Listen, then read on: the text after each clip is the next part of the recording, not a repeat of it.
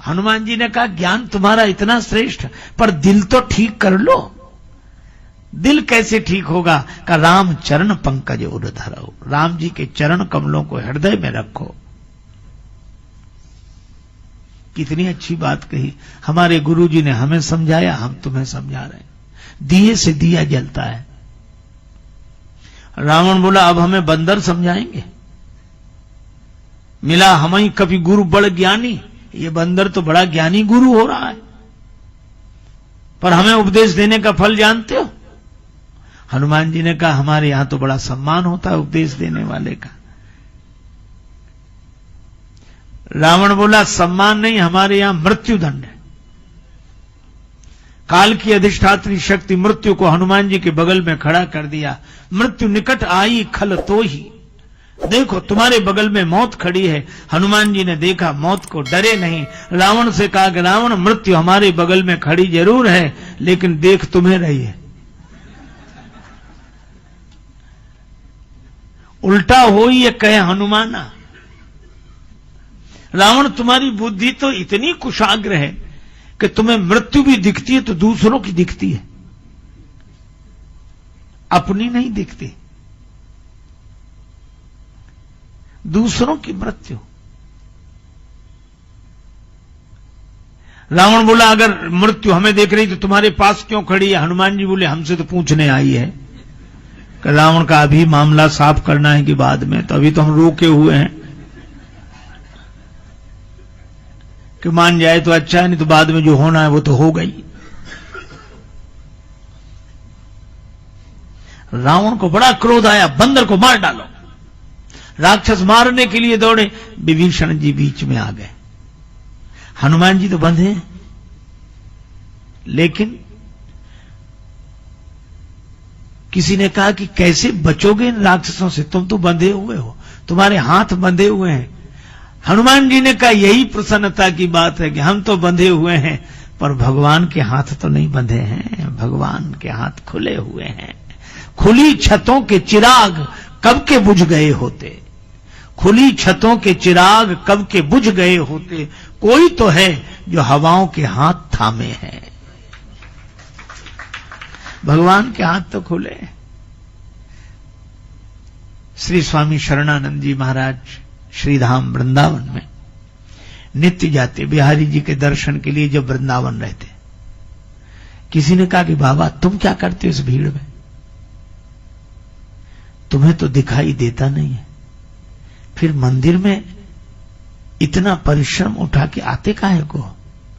स्वामी जी हंसकर बोले मुझे तो नहीं दिखाई देता, पर श्री कृष्ण को तो दिखाई देता है। वे तो देख लेते हैं कि दर्शन करने वालों में एक सूरदास भी आता है। यह है, हमारे हाथ बंधे हों तो क्या, भगवान के हाथ तो खुले हैं।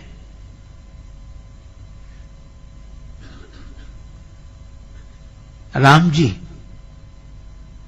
पर भरोसा किया तो आप आश्चर्य करोगे, उसी समय बचाने वाला आ गया। विभीषण जी आए, और कोई सजा दे दो, दूत को मत मारो, नीति के विरुद्ध है। और सही बात भी, आपके यहां कोई पोस्टमैन ऐसी चिट्ठी लेके आए जिसमें कोई अशुभ समाचार हो, तो क्या पोस्टमैन की पिटाई करोगे? कैसी चिट्ठी लेकर आया? हनुमान जी तो राम जी के दूत हैं, राम जी की बात बता रहे हैं, उसमें तुम। रावण बोला ठीक कहते हो, बंदर को और कोई दंड दे दो। अब और कोई दंड देने की बात आई तो हनुमान जी ने सोचा पता नहीं कौन से दंड दिया जाता है। रावण को दंड देते समय अपनी बहन शूर्पणखा की याद आ गई, और रावण ने सोचा कि बंदर के भी नाक कान काटो। शूर्पणखा के नाक कान ही कटे थे, तो क्या यहां से हम नाक कटा कर लौटे? भगवान ने हमें भेजा है, कितना सुंदर संकेत, भगवान ने हमको भी तो भेजा है, तो क्या विकारों के हाथ से नाक कटा के लौटे? तो करें क्या? पूंछ लटक रही थी, हनुमान जी ने दोनों हाथ से पूंछ पकड़ी, माथे से लगाई पूंछ, फिर देखा, फिर चुंबन किया, फिर माथे से, फिर छोड़ दे, फिर दोबारा माथे से। फिर रावण बोला समझ गया समझ गया, कभी कहे ममता पूंछ पर, बंदर की ममता पूंछ पर ही है। समझ कहो समझाए। हनुमान जी ने सोचा काम बन गया, लेकिन रावण यह भी तो कह सकता है एक तलवार मंगाए के पूंछ देव कटवा, तलवार से पूंछ काट दी जाए, कह सकता है। तो हनुमान जी ने सरस्वती माता का स्मरण किया। माई भगवती शारदा, माई भगवती शारदा,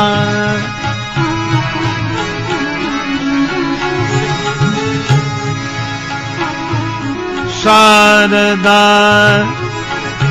शारदा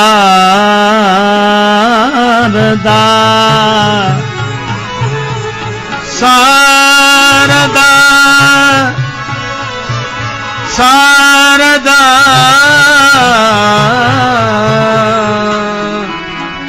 शारदा माई भगवती शारदा।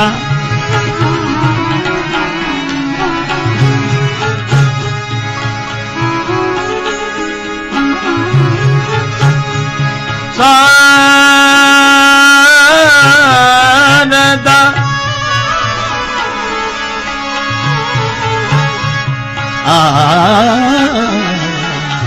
शारदा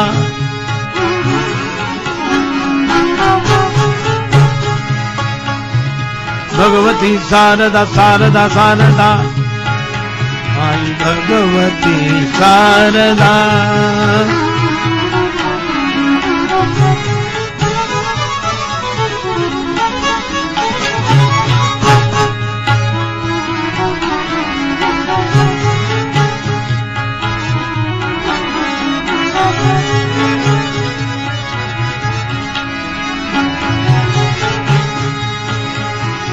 शारदा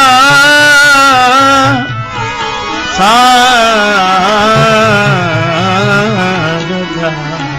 शारदा माई भगवती माई भगवती भगवती शारदा।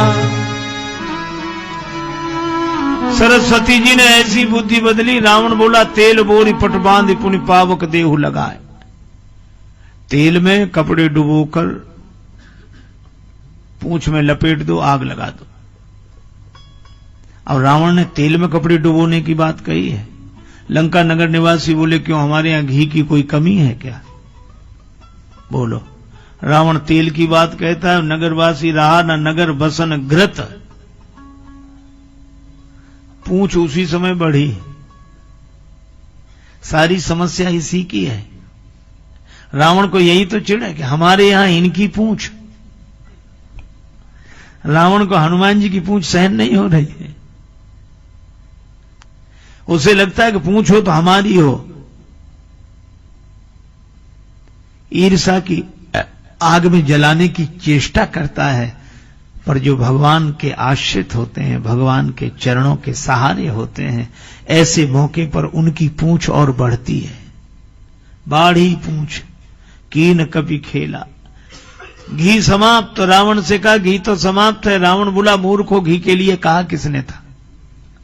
हमने समझा बंदर की पूंछ में थोड़ा बहुत लगेगा, ये तो बढ़ती जा रही।